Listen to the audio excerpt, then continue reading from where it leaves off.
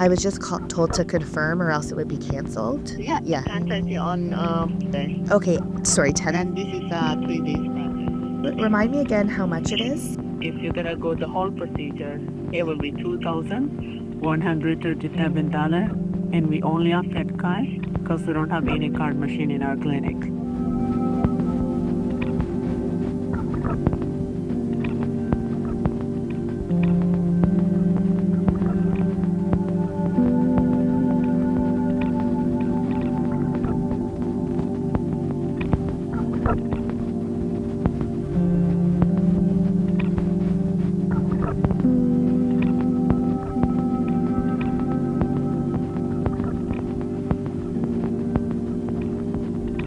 I'm the counselor, okay? Well, he visited the teacher and then go upstairs, okay? I know you're right at our limit, you're very close. You have another week here.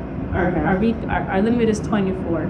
Canada doesn't have a limit, okay? Our limit is 24. But there's a hospital that sometimes people come here, they're not so sure, they need more time on their house got limit, and they end up deciding, yes, I do want it, but we can't do it anymore. I send them to Women's College Hospital. It's a hospital that's close by. It's 10 minutes from here. They don't have a limit. They sometimes go up to 32, I believe. Okay. Very different than what we do when you're out for 25 weeks. It's like a mini stillbirth. They give you an epidural when you're 8 days out. But up to 25 weeks, they can put you under. Because this is something that's hard to go through. It's multiple days. Yeah. So first of all, it's hard mentally, physically for most people. And if you're not sure, it's something that can harm you because once we start, you can't stop. And tomorrow there's a needle that goes into the lower belly area. It's a medication called digoxin, which will stop the fetal heart at some point. And we do this before the day before. Okay, because it makes the procedure safer. And as far as science knows, there is no consciousness like we have at this point. But if there were, it's to prevent it. Doctor's preference as well. Right. And we want you to be post-by, which you are, because 5% of women end up delivering before they come back. They have contractions that are strong, they feel dull, they give into poo, and things come out. So we're trying to avoid you being far away, stuck in traffic somewhere, and if you want you post-by. If you deliver at your friend's house, things can cast. Okay, the doctor will tell you on the go step by step how to handle that. But you're still coming here to finish, bringing everything with you. She will tell you how, but not dispose of it everything. And we're finishing this procedure. The KSHRB is cleaning out. Okay. There is risk of injury to the uterus, but that's super low, less than 1% chance. Okay. The risk is an instrument is here, then she perforates the accident. If this happens, there's medication that can stop that most of the time. If she can't, you send you to a hospital. If they can't, very, very tiny risk of taking up in doing this, but very rare. Oh, so sorry. I don't know. Once you get the, no. Well, you can sit down. Here, I'm Dr. Hi. You can put your jacket and your bag to the side. In terms of when is too far, that's different answers depending on who's answering it. The law in Canada and the US overall doesn't have a too far. Okay, I can tell you that once things reach 35, 36 weeks, it might be impossible to find someone that would do it. Okay, 24 up to 30 weeks, it's very possible. The system certainly doesn't think it's too far. Okay, certainly before 24 weeks, when a fetus isn't viable, it's very unlikely for a fetus to survive.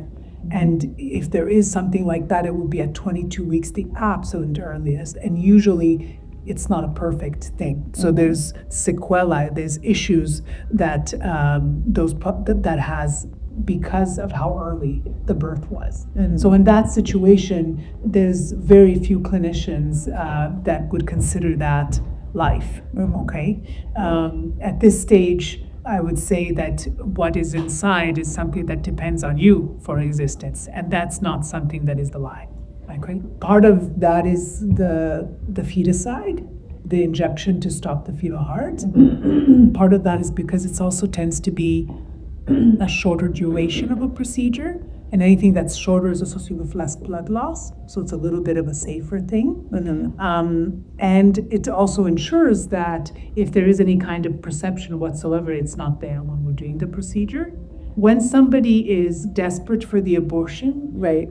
then all of that is sort of secondary, and they can get through the sometimes horrible things that can happen. Expulsion is one of those things. It's rarely dangerous, but it is horrible in terms of the experience. We try to avoid it, of course, as much as we can. And then if you decide that what you want is a hospital referral, do we have the Women's College consent? yes, That's an asking case. That's what I was gonna ask. Like, can I just do you? Because they let us know and we refer. Okay.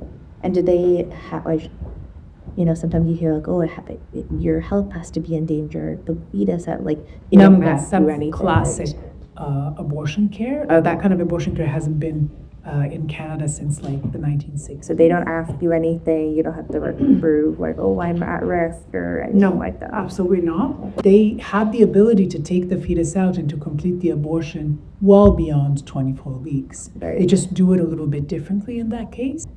You don't have to speak to a counselor if nobody will ever force you to do that. Yeah. Because abortions carry into our future as well as our past. They're very, they have many connections. So you want, if that you're ever sort of coming back to this point, you want to be able to say to yourself, this is what I had to do. Yeah, right.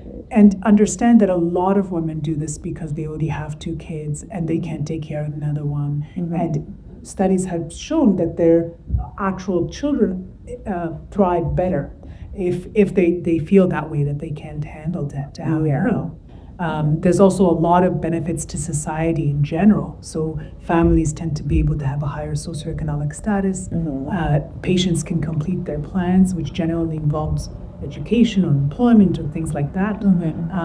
So the reasons to do it are valid reasons, and everybody will reflect that. Right. There's very few clinicians that would consider that life.